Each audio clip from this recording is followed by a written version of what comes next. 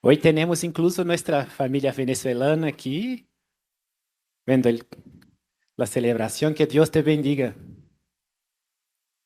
Amigos, vamos orar pelos pedidos de vocês também, antes da gente começar a pregação. Nós sempre recebemos pedidos aqui de oração na igreja, tem uma caixinha de orações ali na entrada da igreja. Prometo para vocês que a gente não lê o que vocês escrevem lá nos pedidos de oração, tá? Alguns mandam oração pelo WhatsApp, pelo Instagram, pelo YouTube. Quem está em casa muitas vezes manda pelo YouTube, né? A gente transmite os cultos ao vivo. Mas se você também não apresentou, você pode apresentar agora o teu coração para Deus, que Ele conhece o teu coração. Nós somos uma igreja que ora muito uns pelos outros. E a palavra do Senhor realmente diz que nós devemos orar, suportar as cargas uns dos outros, e que a oração de um justo tem muito poder. Imagine vários justos aqui, né? Então coloque o teu pedido diante de Deus, que nós vamos orar agora. Pai querido e amado, eu coloco cada um agora diante de ti, Senhor, diante do teu trono de glória. Eu te peço perdão por tudo aquilo que nós fazemos ou deixamos de fazer que entristece teu coração, Pai. Senhor, eu apresento a Ti todas as petições, mas eu te peço que passe pelo filtro do Seu projeto para a nossa vida, porque o Senhor diz na Sua palavra que os Seus planos são maiores e melhores do que os nossos, Senhor. E aquilo que não é parte do Teu plano, tira do nosso coração, do nosso desejo.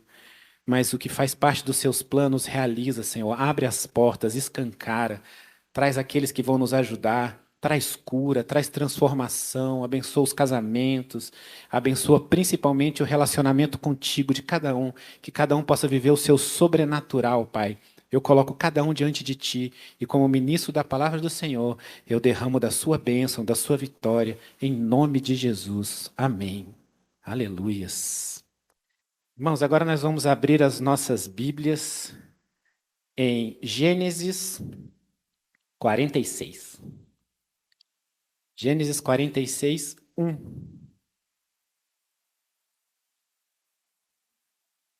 Quem foi encontrando vai se colocando de pé. Quem tiver sem Bíblia, não se preocupe também que está aqui atrás.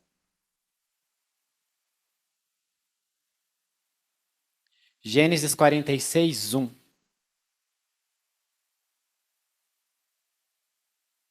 Obrigado.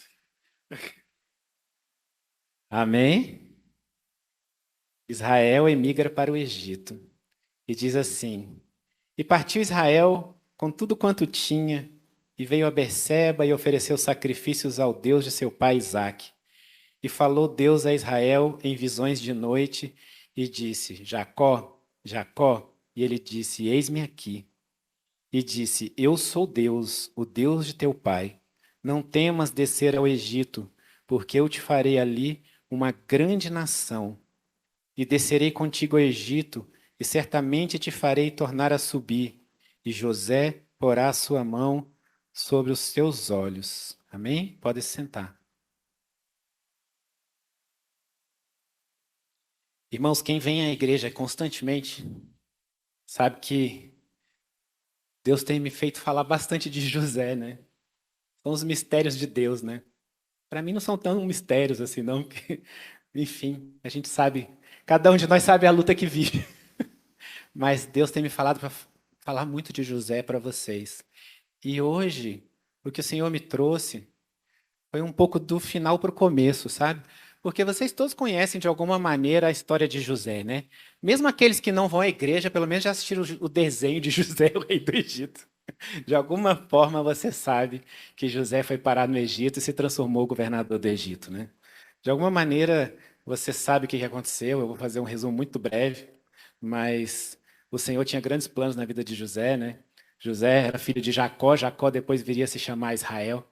José era um dos filhos de Jacó, e o Senhor tinha mostrado a José que ele tinha grandes planos na vida de José, que ele ia colocar José num alto, numa alta posição e que os irmãos se curvariam a ele. E José, quando contou isso para os irmãos venderam José como escravo, né? Eles pensaram, aqui não, José, né? E mandaram José embora. E José foi parar no Egito, né? E eu estou simplificando para poder chegar onde eu quero. Mas o fato é que José foi parar na casa de Potifar, que era capitão do exército do faraó. E José era muito abençoado, porque tinha a bênção de Deus sobre a vida dele. Então, tudo que ele tocava ali na casa de Potifar dava certo. Então Potifar colocou tudo na mão de José, né, para que José pudesse ser realmente aquela pessoa que comandava todas as coisas na casa dele. E Potifar assim cuidava de tudo, até que a mulher de Potifar começou a se interessar por José. E José não quis nada com ela, mas ela mentiu, falou que ele tinha tentado agarrá-la no quarto dela e tudo, e ele foi preso. E ele ficou preso bastante tempo, até que ele interpretou sonhos. E alguns desses sonhos o levaram a interpretações do faraó. E ele virou governador do Egito porque ele mostrou para o faraó o que deveria ser feito, porque ele mostrou o conhecimento dele, não só a interpretação de sonhos, né? E acontece que eles passaram uma fome muito grande naquela região inteira, no Egito, em Canaã, em toda a região que tinha ali ao redor, houve uma fome muito grande, né? Faltava de tudo assim. E os irmãos de José precisaram ir até o Egito para poder buscar alimentos. E eles não reconheciam mais José, porque fazia muitos anos, eles não sabiam que era ele. Ele reconheceu a cada um deles, né? E fez com que eles trouxessem, inclusive, o irmão mais novo, que era o irmão de mãe também, porque os outros eram todos irmãos parte de pai, mas o irmão que era irmão de parte de mãe também, que era Benjamim. Todos eles vieram se encontrar com José. José, no final, os perdoou, deu os alimentos todos que eles precisavam. E o pai de José veio com todos dele para morar no Egito. Então, Israel, né, que era Jacó, depois passou a se chamar Israel. Israel tinha 12 filhos, e que são as 12 tribos, né, de Israel, que vieram dos 12 filhos de Jacó. E Israel foi parar no Egito. Saiu de Canaã, foi parar no Egito. E ali no Egito eles ficaram muitos anos. Ele faleceu ali, inclusive, ele viveu 17 anos ainda no Egito, até ser enterrado. E José o levou para ser sepultado com os pais em Canaã. E eles ficaram muitos anos, né? E a gente segue essa história até o momento em que Moisés tira todo o povo do Egito e leva de volta, e leva para a terra prometida, e são os anos todos de atravessar o deserto. Bom, de alguma forma vocês conhecem essa história, e a gente pode contar essa história de muitas maneiras. A gente pode contar essa história sobre a grande vitória de um homem em cima dos planos que Deus tinha na vida dele. Porque Deus tinha grandes planos na vida de José, e José passou por muita coisa até aqueles planos todos serem realizados, e ele precisou ser fiel no pouco para poder ser fiel no muito, porque a Bíblia fala que a gente precisa ser fiel no pouco para a gente poder receber o muito. Ele precisou passar por isso tudo, até que ele realmente pudesse ter os irmãos ali perante ele e tudo, né? Mas eu queria falar hoje de uma coisa um pouco diferente com relação a isso. Eu queria falar de propósito. Eu queria falar de como Deus nos usa para abençoar outras pessoas. De como é que Deus nos trabalha para que nós possamos cumprir o propósito que Ele tem para cada um de nós. Eu queria falar um pouco sobre isso porque isso tem muito a ver com tudo que José passou. Porque eu não sei se você sabe, mas a Bíblia não diz que você caminha durante a sua vida para encontrar o seu propósito. A vida diz que Deus cria um propósito, e aí Ele cria você e manda você para a terra para cumprir esse propósito que ele criou. Então, quando você veio, Deus já tinha um propósito. Deus tinha um propósito para mim, Deus tinha um propósito para a pastora Tatiana, para a pastora Lenita, para cada um de nós. Deus tinha um propósito. E quanto mais a gente caminha, mais a gente descobre um pouco sobre aquele propósito. E aí você vai falar, pastor, não faço a menor ideia de qual é o meu propósito. Toda vez que eu vou na igreja, as pessoas falam sobre propósito, como é que Deus vai me usar, e eu não sei. Eu não sei como é que Deus vai me usar no propósito dele. Bom, umas coisas eu posso te falar. Um dos propósitos de Deus, que é para todos nós, é para que nós possamos levar a palavra de Deus, aonde quer que a gente esteja. Ah, então todos nós deveríamos ser pastores? De forma alguma. Mas você leva a palavra de Deus pelas suas ações. Você ensina as pessoas que estão ao seu redor pelas suas ações, não pelo que você fala. Ontem uma amiga me falou assim: eu tenho lido a Bíblia todos os dias e por causa disso os meus filhos estão lendo a Bíblia. E é assim que a gente leva a palavra de Deus para outras pessoas. É assim que a gente é utilizado por Deus. Isso também faz parte do propósito, porque o propósito primeiro é cumprido na nossa casa. Você não cumpre o seu propósito em lugar nenhum desse mundo se você não estiver cumprindo ele na sua casa primeiro, com as pessoas que estão ao seu redor. Mas a gente cumpre o nosso propósito levando a palavra de Deus para as outras pessoas. Isso é um ponto. Outro é sendo cada vez mais parecido com Jesus, ou seja, cheio dos frutos do Espírito. que é amor, que é paciência. E aí você me fala se falta alguma dessas coisas em você.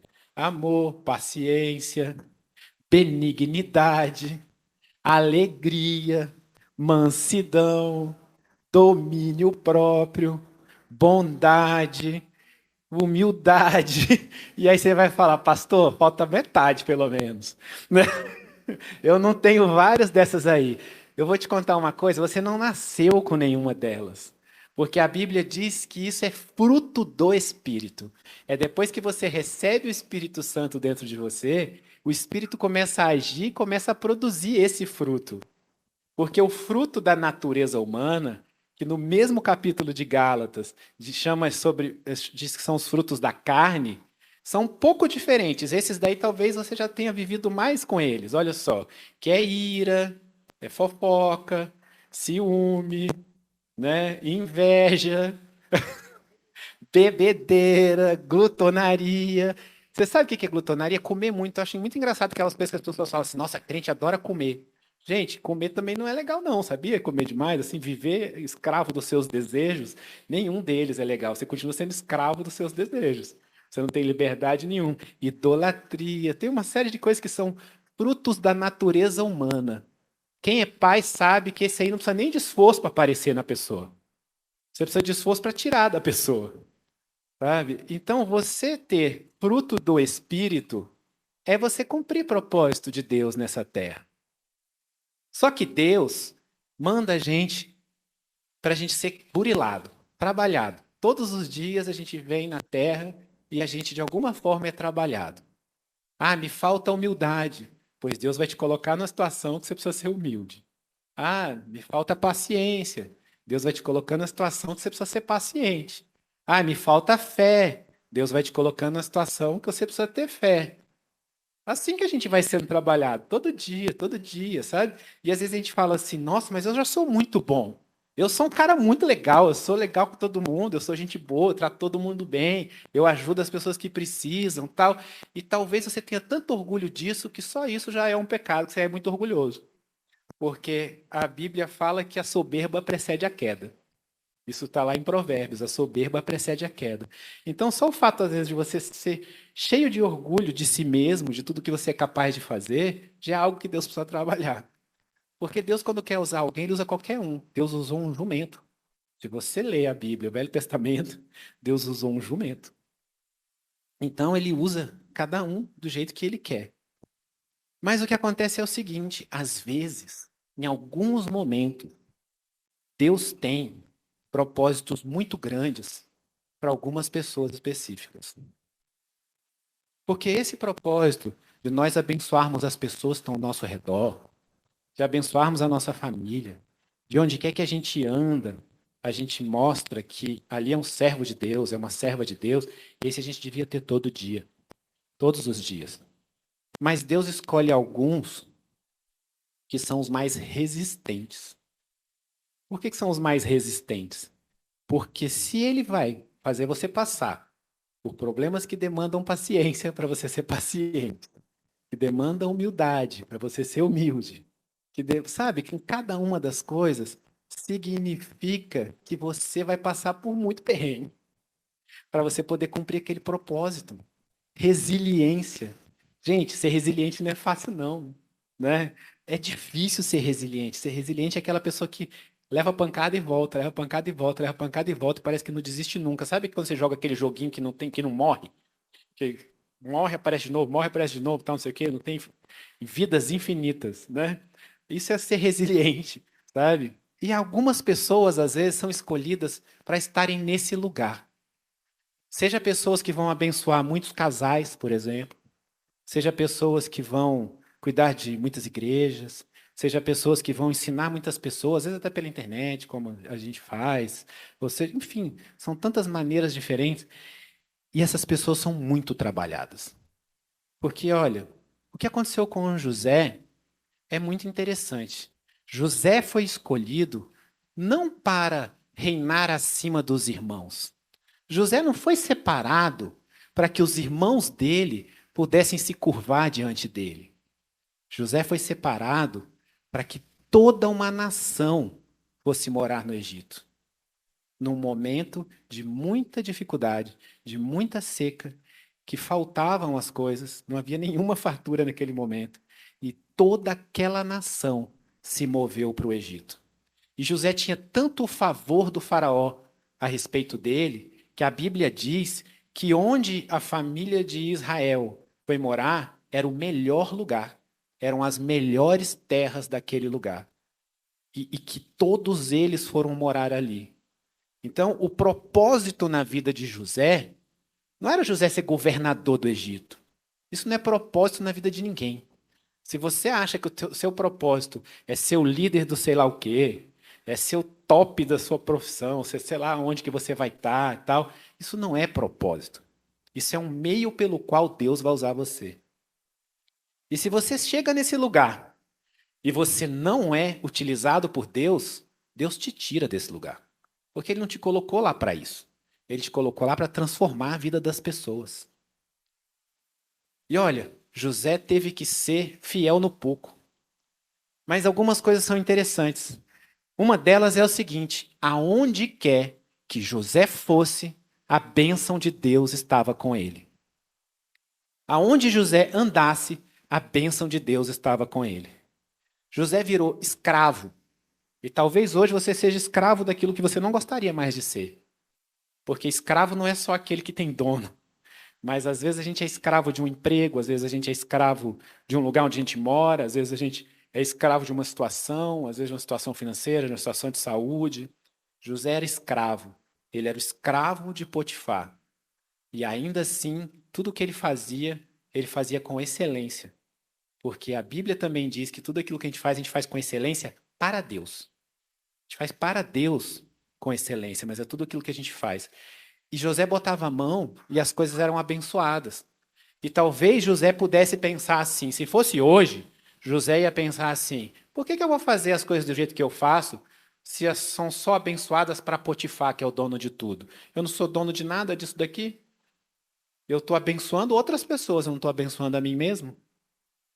Mas a Bíblia diz que ele era tão abençoado que Potifar pôs tudo na mão dele. E aí você pensa, nossa, mas José era escravo. Beleza, agora pelo menos ele era escravo categoria 1, né? Premium. Ele mandava nos outros escravos. Ele cuidava das outras coisas todas. Aí Deus manda José para a cadeia. Tira ele de lá de onde ele estava, com maledicências, palavras lançadas contra ele. E eu não sei se você já passou isso na tua vida em algum momento, das pessoas falarem coisas de você que não eram verdades e que te magoam profundamente. E às vezes os outros até acreditam. José foi parar na cadeia. E a Bíblia diz que, como a bênção do Senhor era sobre José, José começou a cuidar de tudo dentro da cadeia. Que o carcereiro deixava tudo na mão dele, para que ele pudesse fazer tudo. Por quê? Não é só porque a bênção de Deus estava sobre ele. Cada um de nós tem dons e talentos.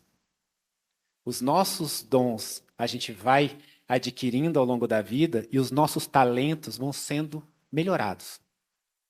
E às vezes você vê pessoas que têm dom de comunicação, às vezes você vê pessoas que têm dom de resolução de problemas, têm dom de perceber o outro, perceber a dor do outro e gerar empatia.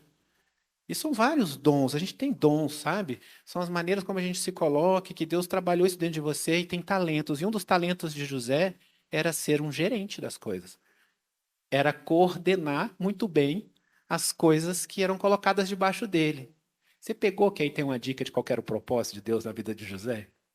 Porque todas as vezes onde José era colocado, nas piores situações, era demandado que ele utilizasse o dom e o talento que ele tinha. Ele tinha que coordenar aquelas coisas todas. Ele coordenava tudo na casa de Potifar, ele coordenava tudo na cadeia, para depois ele poder coordenar tudo para o faraó. Porque é assim que Deus vai trabalhando cada um de nós. E olha, é interessante porque a Bíblia não fala tanto como foi o momento de José como governador. Mas eu tenho certeza absoluta que ele passou perrengue. Absoluta, porque se você acha que vai chegar um dia da tua vida que você vai simplesmente sentar na tua poltrona na tua casa e pensar, beleza, tô sussa, acabou, nunca mais eu passo nada, não vai rolar, cara. Não vai rolar, não é assim. Não é assim porque a gente pode ser melhor a cada dia. E Deus sabe que você pode ser melhor a cada dia. E Ele vai te transformando naquela pessoa melhor a cada dia. E você começa a passar aqueles perrengues que vão te transformar numa pessoa melhor, e você fala, pai, eu não aguento mais um dia. E ele fala, aguenta, porque você ainda não chegou aonde eu quero que você chegue. Porque você pode chegar muito mais longe. E talvez às vezes você olhe e fala assim, nossa, mas eu já trabalhei tanta coisa em mim, eu já faço isso, já faço aquilo, já faço aquilo outro, e o fulano é tão abençoado e ele nem passa por isso. Olha a inveja, fruto da carne. Mas Deus vai trabalhar você de outras maneiras. Ele tem outras coisas para trabalhar em você. E José passou por todas essas dificuldades porque havia um propósito na vida dele, cara. E olha, quando você está no propósito de Deus, mesmo quando te derrubam, te jogam na direção do propósito. Porque quando os irmãos achavam que estavam se livrando de José, eles estavam empurrando José para o propósito. Eles estavam acelerando o propósito. Quando a mulher de Potifar quis enganar José e dizer que ele tinha tentado agarrá-la, ela jogou José mais perto do propósito. A cada momento que alguém tentava ser inimigo de José, empurrava José para o propósito de Deus. Mas sabe o que acontece na nossa vida também? A cada momento que uma pessoa empurra a gente murmura. E a gente reclama. E a gente vai reclamando e a gente fala, por que eu estou escravo aqui? Eu estava tão feliz lá na casa do meu pai. Era tão bom lá. Podia ficar na casa do meu pai para sempre. Podia não, porque na casa do seu pai você não ia salvar o seu povo inteiro. Mas eu podia ficar na casa do meu pai para sempre. Aí depois fala assim, poxa, lá na casa de Potifar eu era escravo, mas era feliz. Eu não tinha nada, mas eu era feliz. Porque eu era o primeiro dos que não tinha nada. Então eu estava muito feliz. Sabe? Então, e a gente murmura e murmura e murmura. E eu vou te falar uma coisa que eu aprendi há muito tempo, que é, quem reclama muito é muito bom de reclamar. É difícil até de argumentar com a pessoa que reclama muito. Porque a pessoa que reclama muito, ela parece que ela fez mestrado em reclamação. Porque você rebate, ela tem outra reclamação. E você mostra outro argumento e ela tem outra reclamação. Até que uma hora a pessoa pensa, chega, ela vai reclamar mesmo. Deixa, vai reclamar, uma hora Deus vai tratar. Sabe quando você fala, vai abençoado. Né? Deus esteja com você, abençoado. Né? E eu vou te dizer, se você é tratado dessa maneira, regozije-se e alegre-se no Senhor. Porque Deus tem um propósito muito grande na tua vida. Porque é isso, sabe? Agora, os propósitos de Deus se realizam. Porque Deus abençoa a nossa vida mesmo quando a gente tenta atrapalhar. E a gente tenta atrapalhar muito. Às vezes, todo dia. E às vezes, várias vezes por dia. E Deus continua abençoando, e continua caminhando, e continua trabalhando a gente para a gente poder ser usado no propósito dele. E depois que eu comecei a pensar sobre isso, eu comecei a aceitar melhor as coisas que aconteceram na minha vida, sabe? Às vezes eu passava um perrengue grande e tal, não sei o que, eu pensava, nossa, que Deus deve ter uma vitória muito grande para mim, porque esse perrengue é grande. E aí, de repente, aquele negócio não resolvia e o perrengue ficava maior, tal, não sei o quê. E aí eu pensava, nossa, cara, a vitória é grande mesmo, né? Porque é o tamanho dessa batalha e tal. Você sabe por que isso? Porque a gente tem que lembrar que a gente é guerreiro de Deus. E guerreiro aprende guerreando. Guerreiro aprende lutando. E cumprindo o propósito que Deus tem para a nossa vida. E olha, Deus tinha um propósito imenso. E eu acho interessante porque Israel era um homem tão de Deus que ele não queria sair do lugar da promessa, né? E Deus falou para ele: vai, porque eu vou fazer de você uma grande nação nesse lugar aí, junto com José. Eu mandei José na frente para poder preparar o caminho, limpar o mato. Eu mandei José na frente para limpar o mato, preparar o caminho. E sabe que quando a gente abençoa outras pessoas, olha como é bom a gente ser uma pessoa que está nos caminhos de Deus e que abençoa outras pessoas.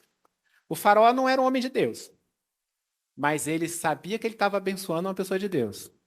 E eu não sei se você sabe, mas a história diz que esse momento específico da humanidade, o poder do faraó não era absoluto assim. O faraó não era dono de todas as terras, de todas as coisas e tal. Tinham várias pessoas que eram grandes donos de terra e tal, não tinham se conformado ainda aquele reino tão poderoso. Mas o faraó foi abençoado porque ele abençoava José. Então, o que aconteceu foi que sob o governo de José, toda aquela região se tornou o reino do faraó.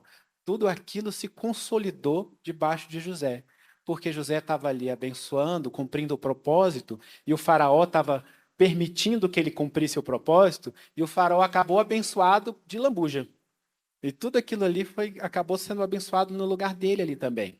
Agora, tem uma coisa importante que eu acho legal da gente lembrar. Quando a gente vai cumprir o nosso propósito, quando a gente está no caminho, quando a gente está sendo trabalhado no nosso dom, no nosso talento, algumas pessoas nos machucam. E a gente precisa saber perdoar. Porque José teve o poder de até matar os irmãos dele, de se vingar dos irmãos dele da maneira como ele quisesse. Porque ele era o todo-poderoso daquele lugar. E os irmãos dele tinham vendido ele para ser morto. Né? Primeiro eles quiseram matar ele, jogaram num buraco.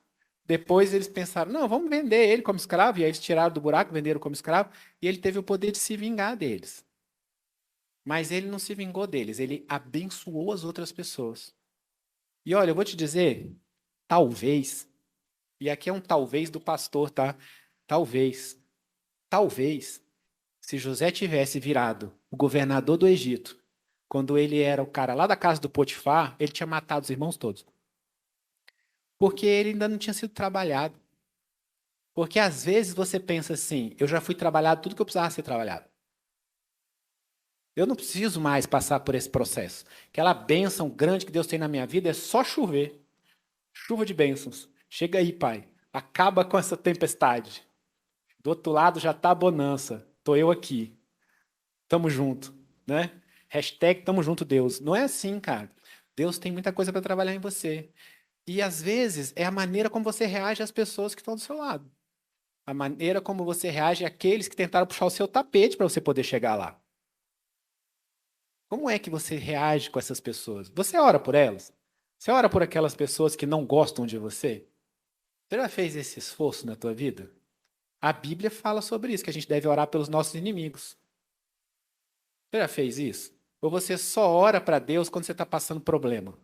E quando você ora, você só ora para acontecer coisa boa na sua vida? E você nem pensa nas pessoas que são seus inimigos, assim. Eu me lembro, tem uma coisa interessante. Eu me lembro uma vez na casa da pastora Lenita. Para quem não sabe, pastora Lenita vulgo minha mãe, né? Uma vez na casa da minha mãe, ela não tinha cerca na casa dela, tal, e as pessoas começaram a roubar as coisas que tinha no quintal. Roubava bicicleta, roubava roupa no varal, roubava umas coisas assim, né? Aí, poxa, e a gente naquela coisa, tal. E aí ela fez uma das orações mais sábias que eu já vi alguém fazer. Ela começou a orar e pedir a Deus que toda pessoa que entrasse naquela casa, mandado pelo diabo, para poder roubar qualquer coisa dela, que Deus ia salvar aquela pessoa, ia tratar aquela pessoa e ia salvar a pessoa e a família toda dela. Nunca mais foi ninguém lá. Acho que o diabo pensou, não vou parar de perder gente, o meu exército está diminuindo. Nunca mais entrou ninguém naquele lugar. Nunca mais. Sabe? Às vezes a gente precisa só ter essa coisa de o olhar que a gente tem pelo outro. Porque Deus tem um olhar muito puro para nós, né? A Bíblia diz que Deus é o puro amor. Que Deus é amor, não é que Deus tem amor, Deus é amor. E olha, o jeito que Deus olhou para você quando você não merecia, aliás, você continua não merecendo, mas quando você não merecia mais ainda, Deus olhou para você com amor. Antes de você vir, fazer todas as besteiras que você fez, Deus já tinha mandado Jesus morrer por você para que você pudesse ser salvo. Sabe? Então, lá atrás, ele já teve misericórdia de você. E ele, que é o Todo-Poderoso, que criou tudo, perdoou quem é você para não perdoar. Sabe? Então, às vezes, a gente precisa trabalhar isso na gente também. Nós não somos melhores do que Deus. Nem um pouco. Pelo contrário. A gente precisa seguir o exemplo dele. A gente precisa ser usado por ele. E olha, eu vou te falar uma coisa. Ser usado por Deus não é fácil. Eu já comentei para algumas pessoas que Deus falou para mim que eu ia ser pastor e eu tinha 13 anos de idade. Entrou num ouvido e saiu no outro. E eu pensei, comigo não, cara pálido. Tô fora. Me inclua fora dessa. E aí eu ouvi de novo quando eu tinha 14, quando eu tinha 15. Eu ouvi muitas vezes ao longo da minha vida. Eu ouvi tantas vezes Deus falar que um dia eu ia ser pastor, que quando as pessoas falavam eu já nem ouvia mais. Já tinha fechado o meu ouvido, já parecia que ninguém mais tinha falado. Eu acho que se alguém falasse assim, você sabia que vai fazer você pastor um dia? Eu falo, não, ninguém nunca falou isso. Porque eu já nem ouvia mais. Porque eu simplesmente não queria. Não queria, de forma alguma. E aí, minha família tinha uma igreja que funcionava dentro de casa. Deus mandou abrir a igreja. Foi muito tempo de oração, de jejum, perguntando a Deus se realmente era para abrir a igreja. E a minha família abriu a igreja. E eu me lembro que minha família fez uma reunião para poder dizer que eles iam abrir a igreja. E quem pregava na igreja era a minha mãe e o meu pai, era o meu irmão, menos eu. Eu ia, né? Assistir os cultos. Estava lá, abençoadaço, assistindo todos os cultos. E eu lembro que eu sentei na reunião de família e eles queriam saber a opinião de todo mundo. E a única coisa que eu pensava é: por que eles querem saber a minha opinião? Eu não vou fazer nada lá mesmo. Eu só vou assistir o culto. Eu não estou entendendo até hoje o que eles querem saber a minha opinião. E eles falavam entre eles, né? Mas tem que ser tal coisa. A gente já pediu a Deus, Deus já mostrou, a gente só vai fazer se Deus mostrar. A gente só vai em direção que Deus for. Deus falou isso, Deus falou aquilo, vai ser assim, vai ser assado, tal, não sei o quê. E eu pensava, sensacional, que legal, cara. Deus abençoou todos eles para cuidar dessa igreja. E eu vou pro resto da vida para uma igreja que é a minha família que está cuidando. Olha que maneiro. E eu só pensava isso. E eu ainda pensava assim, o dia que eu não for, inclusive, eles vão entender, minha mãe, meu pai e tal, né? O dia que eu tiver meio com preguiça, que eu não, vou viajando, estou fazendo outras coisas, eles vão super entender, porque pai e mãe perdoa e tal. É melhor do que se eu tiver indo no outro pastor e ele falar, ô Bruno, sumiu da igreja, hein? Era isso que passava na minha cabeça, juro para vocês. E aí o tempo foi mudando, as coisas foram acontecendo, a vida foi acontecendo, Deus foi me apertando cada vez mais. Eu lembro um dia que eu tinha muitas dívidas, muitas coisas e tal, e eu estava muito desesperado, e eu não sabia o que fazer. E aí eu fui e liguei para uma pastora que me conhece desde criança, e eu pedi para ela fazer uma oração por mim, e eu pensei assim, ela vai fazer uma oração por mim, e Deus vai falar assim, filho, acalma o seu coração, eu estou cuidando. Eu tinha certeza que era isso que eu ia ouvir, de verdade, tá? Eu liguei para ela para poder só ouvir essa confirmação, que era Deus usá-la para dizer assim para mim: acalma o seu coração, eu estou cuidando. E eu acho que eu nunca levei uma bronca tão grande de Deus na minha vida igual nesse dia. Eu lembro onde eu estava, que roupa eu estava, quantos anos eu tinha, eu lembro de tudo assim.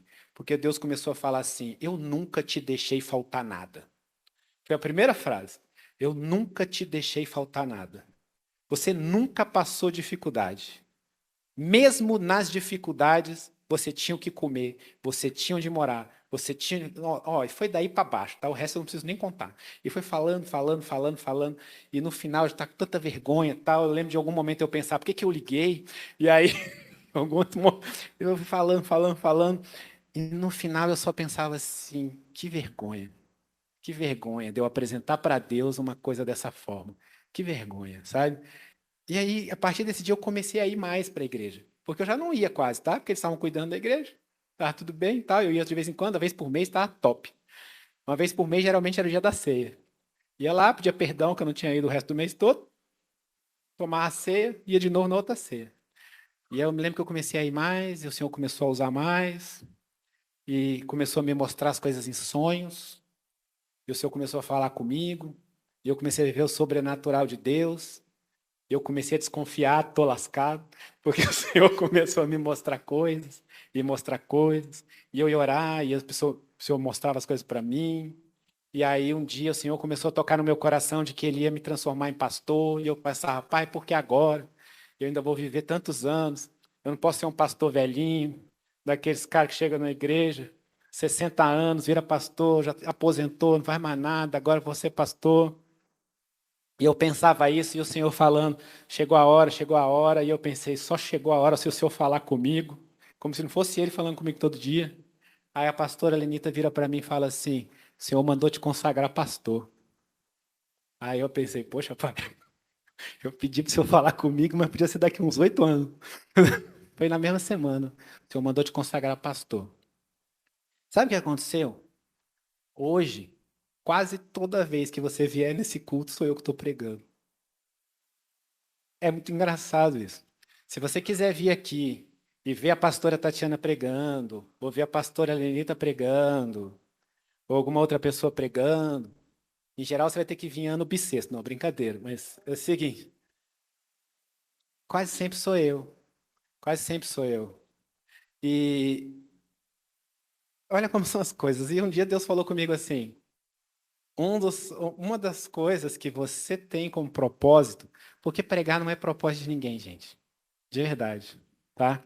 E ele falou para mim assim, uma das coisas que você tem de propósito é preparar a próxima geração. É preparar a próxima geração que vai cuidar dessa igreja, que vai fazer essa igreja ficar maior. E o Senhor me mostrou assim, os meus filhos pregando, cada um numa igreja, e o Senhor me mostrou o Davi, que é meu sobrinho, pregando numa igreja.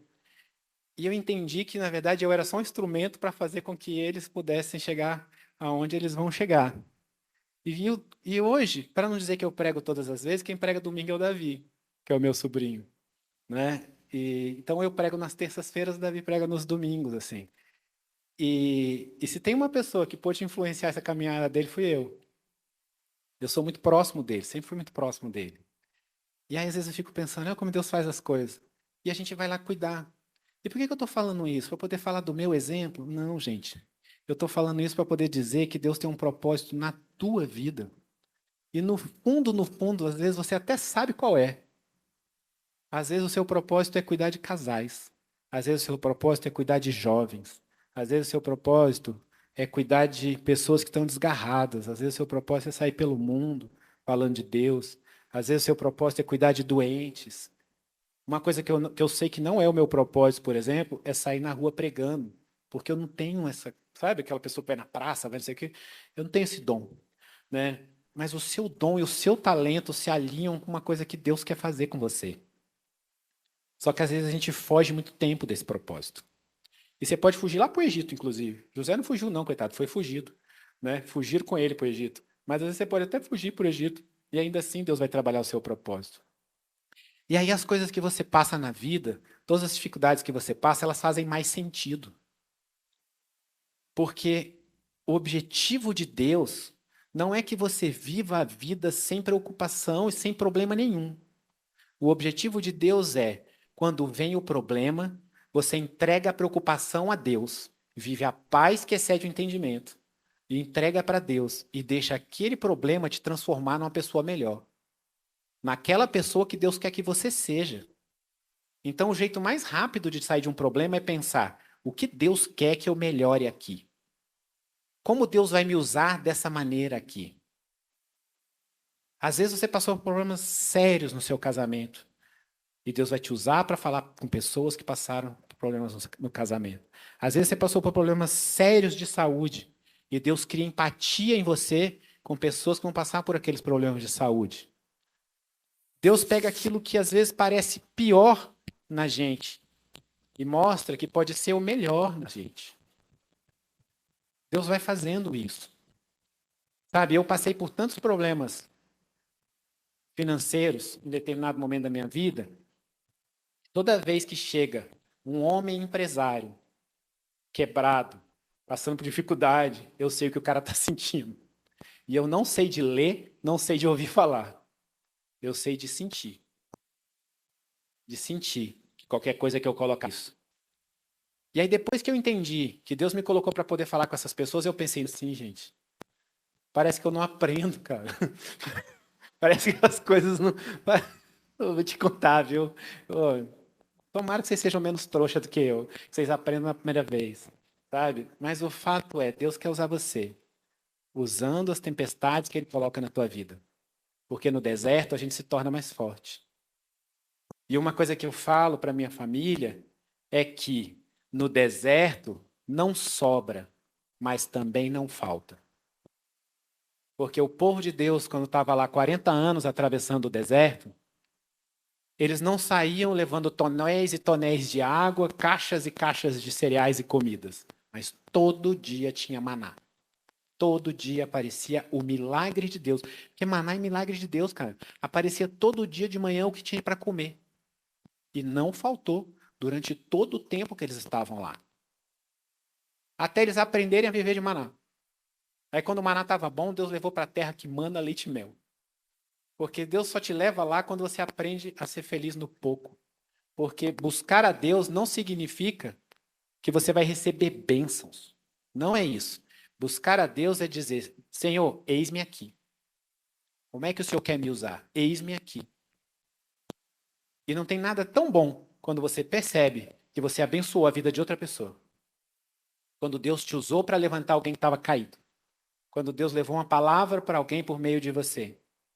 Quando você viu uma palavra em algum aplicativo, deu um print, mandou para a pessoa e a pessoa falou assim: nossa, eu precisava tanto ler isso hoje. Quando você é instrumento do agir de Deus.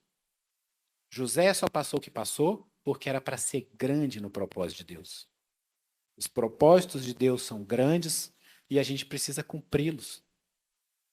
Só que José terminou a sua vida num alto posto porque Deus queria ele lá.